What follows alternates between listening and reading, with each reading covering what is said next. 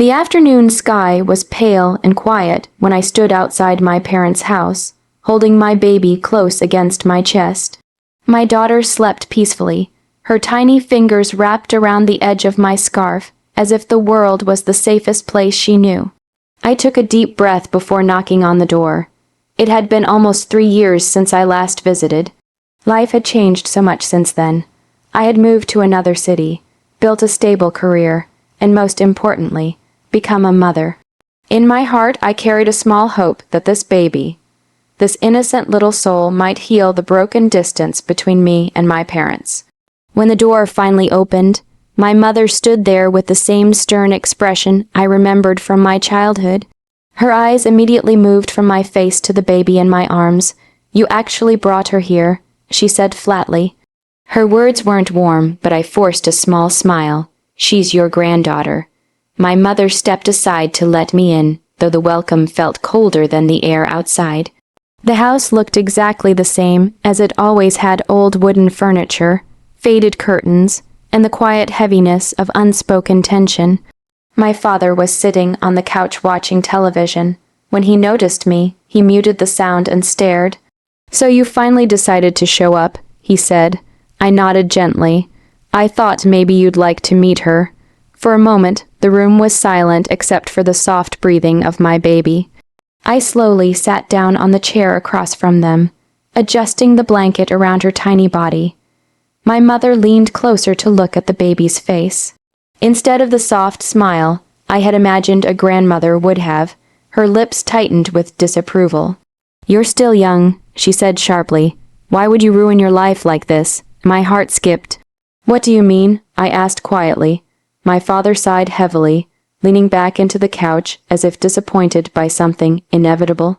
"A child is a burden," he said bluntly, "especially when you can barely take care of yourself."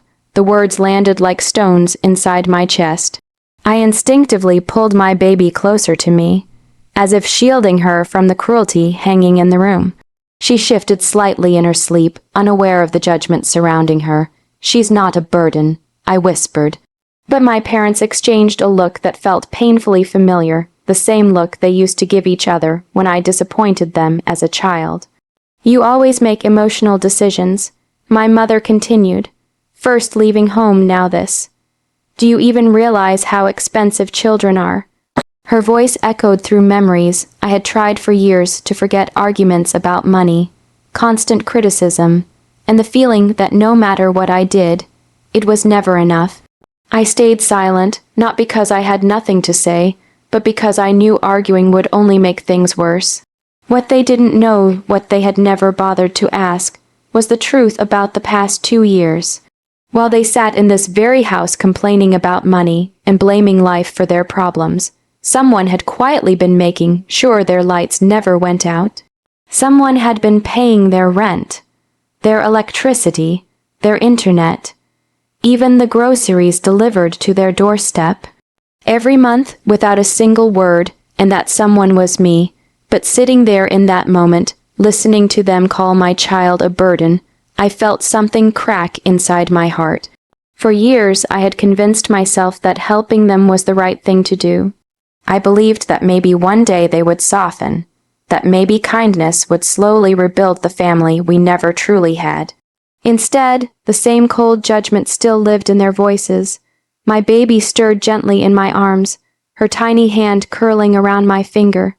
I looked down at her soft face and felt a wave of protectiveness rise inside me.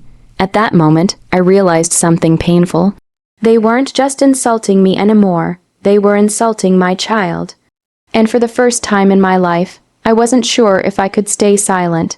The tension in the room lingered long after their words faded. My mother moved to the kitchen without saying another word, while my father turned the television volume back up as if nothing important had just happened. I sat quietly in the same chair, gently rocking my baby in my arms. Her small breaths were soft and steady, completely unaware of the cold atmosphere surrounding us. I brushed my finger across her tiny cheek, feeling a warmth that slowly calmed the storm inside my chest. For a moment, I closed my eyes and memories began to flood back. 2 years ago, I had been sitting alone in my small apartment after a long day at work. My phone buzzed with a notification from the bank. At first, I ignored it, thinking it was just another routine message. But when I opened it, I saw something unexpected. It was a missed payment notice connected to my parents' address. Their electricity bill had gone unpaid. I remember staring at the screen for several minutes, debating with myself. Our relationship had never been close. In fact, most of my childhood memories were filled with criticism and emotional distance. They rarely supported my decisions, they never truly celebrated my achievements, and when I finally moved out to build my own life, they barely tried to stop me. Yet, despite everything, they were still my parents. That night, after thinking about it for hours, I quietly logged into the payment portal and cleared the bill. I told myself it was a one-time thing, but a few weeks later, another notice appeared. This time it was their rent. Again, I hesitated. Again, I paid it. Months slowly passed, and what started as a single act of help became a silent routine. Every time I saw another unpaid bill connected to their home, I handled it before they even noticed. Electricity, water, internet, sometimes even grocery deliveries. I arranged everything carefully so my name never appeared. Payments went through third-party services or anonymous bank transfers. I didn't want them to know. Not because I wanted to hide it forever, but because I didn't want gratitude. Deep down, I hoped that helping them would ease their struggles. Maybe if life became a little easier for them, their hearts would soften too. Maybe one day they would call me. Maybe one day they would say they were proud of me. But that call never came. Instead, whenever we spoke briefly on the phone, my mother complained about how difficult life was. My father talked about how unfair the world had been to him. Neither of them realized the quiet support that had been holding their household together. And I never told them. Part of me believed that family shouldn't keep score. If I had the ability to help, then I should help. But sitting in their living room now, listening to them call my baby a burden, that belief felt fragile. From the kitchen, I could hear my mother opening cabinets and muttering to herself, "We're already struggling," she said loudly enough for me to hear. And now she brings another responsibility into the world. My father chuckled from the couch. "She'll learn soon enough," he replied. Children drain everything. My hands tightened slightly around the blanket covering my daughter. Drain everything. The words echoed in my mind. They had no idea how much I had already given. For 2 years, I had quietly carried responsibilities that were never mine to begin with. Late nights working extra hours, carefully budgeting my own expenses, sacrificing small comforts so their lives could remain stable. And they never knew. My baby stirred again, opening her eyes for a brief moment before settling back into sleep. Her tiny fingers wrapped around mine, trusting and warm. I looked down at her and felt something shift inside me. For the first time, I wondered if my silence had been a mistake. Maybe kindness without boundaries wasn't kindness at all. Maybe it was just another way of allowing people to take without ever understanding the cost. Across the room, my father sighed loudly. "Raising a child in this economy," he said, "that's not responsibility, that's foolishness." I slowly lifted my eyes toward him. They still didn't know the truth, but for the first time in 2 years, I started to feel something rising inside me.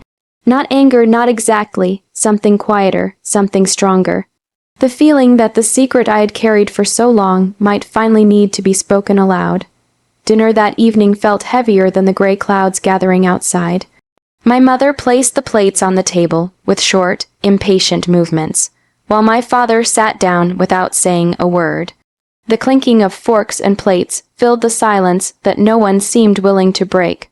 I sat at the corner of the table, with my baby resting in a small carrier beside my chair. She had finally fallen asleep again, her tiny chest rising and falling peacefully, untouched by the tension in the room. For a few minutes we ate quietly, then my father pushed his plate away with a sigh. "Everything is getting more expensive," he muttered. "Rent, electricity, groceries, it's impossible to keep up." My mother nodded immediately, as if the complaint had been waiting on her tongue. "Exactly," she said. "We've been barely managing these past couple of years. The bills never stop. I felt a strange chill move through me. Barely managing, the words hung in the air while my mind replayed every payment notification I had received over the past 2 years. Every late night transfer, every quiet sacrifice, my mother continued speaking, unaware of the storm growing inside my chest. "And then you come here," she said, glancing toward my baby, "with another responsibility in your arms. Life isn't a fairy tale. A child is expensive." My father shook his head slowly. "You should have thought about your future first," he added. "Instead, you've made your life harder." For a moment, I simply stared at the table. The same old judgment, the same cold certainty that they understood life better than I ever could. But tonight, something was different. Maybe it was the way my daughter's tiny hand curled around the edge of the blanket. Maybe it was the years of quiet exhaustion finally catching up to me. Or maybe it was the simple realization that I had spent too long protecting people who never protected me. I took a slow breath. "Before we continue this conversation," I said calmly, "there's something you both should know." My parents looked at me with mild irritation, as if they expected another emotional defense. "What is it now?" my father asked. Without rushing, I reached into my bag and pulled out my phone. For a second, my hands trembled slightly, but my voice remained steady. "You've been talking about how difficult things have been," I said, "about the bills, the rent, the electricity."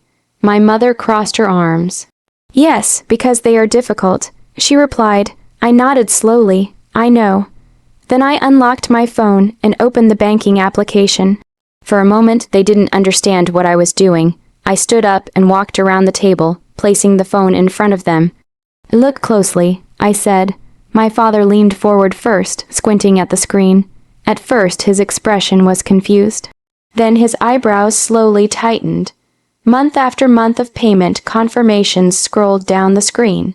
Rent transfers, utility bills, internet payments, even grocery delivery receipts connected to their home address. 2 full years of records. My mother leaned closer, her voice suddenly uncertain. What is this?" I met her eyes. "It's every bill connected to this house," I answered quietly. My father's face had turned pale. He scrolled further down the list, his finger moving slower with each swipe. The room had gone completely silent. You paid these?" he asked finally. I nodded. "For the past 2 years." My mother stared at me as if she were trying to solve a puzzle that made no sense. "But how?" she whispered. "I built my career after I left." I said calmly, "I worked hard, I saved, and when I saw your bills going unpaid, I helped." Neither of them spoke.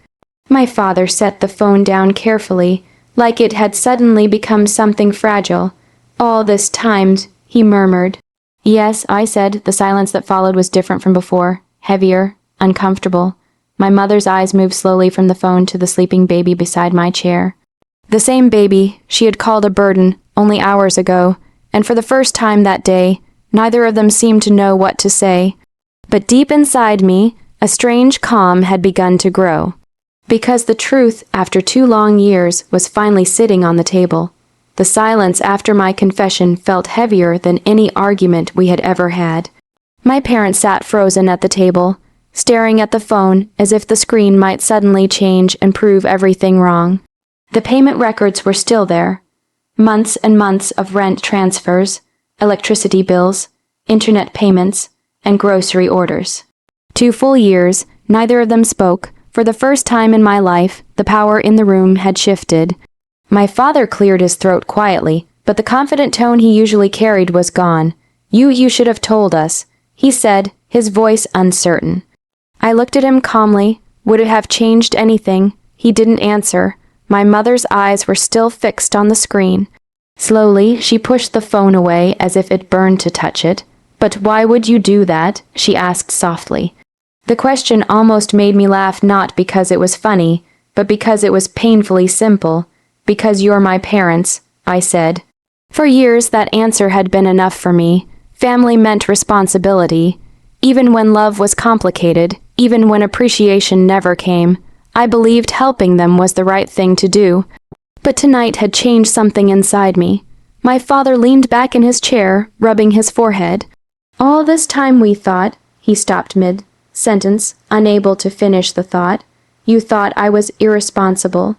You thought I couldn't take care of myself. You thought I had ruined my future, but I didn't say those words out loud. Instead, I walked over to my daughter's carrier and gently lifted her into my arms. She stirred slightly, her tiny fingers stretching before resting against my shoulder again. Holding her close filled me with a quiet strength. My mother watched the baby carefully now, her expression no longer sharp, but uncertain.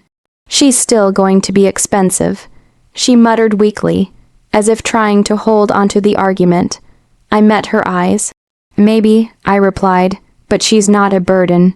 Neither of them argued this time. For a moment, the room was completely silent again. Then I reached across the table and picked up my phone. There's one more thing, I said. My parents looked up immediately. With a few taps on the screen, I opened the automatic payment settings that had been running quietly for 2 years. Rent transfers scheduled every month, utility payments automatically processed, internet bills handled without them ever noticing. I turned the phone slightly so they could see. My father frowned. What are you doing? My thumb hovered over the screen for only a second. Then I canceled every single payment. The confirmation messages appeared one after another. Auto, payment canceled, subscription removed, transfer stopped. My mother gasped softly. You can't just. Oh, I can, I said calmly. My voice wasn't angry. It wasn't loud, but it was firm in a way they had never heard before. For 2 years, I continued. I helped because I believed that family should support each other.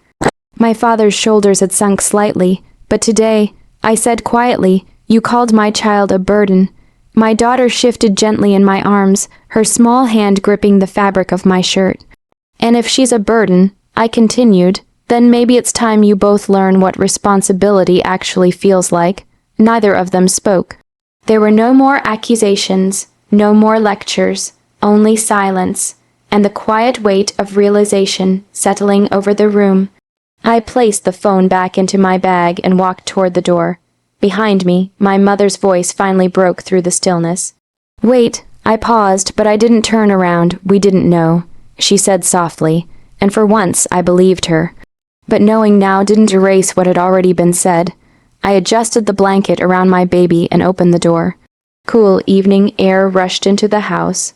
As I stepped outside, I felt something I hadn't felt in years. Not anger, not revenge, freedom. The sweetest revenge wasn't making them suffer. It was choosing a life where my child would grow up surrounded by love, respect, and warmth, things I had spent too many years chasing. And as I walked away holding my daughter close, I knew one thing with absolute certainty. She would never feel like a burden. Not in my world. Read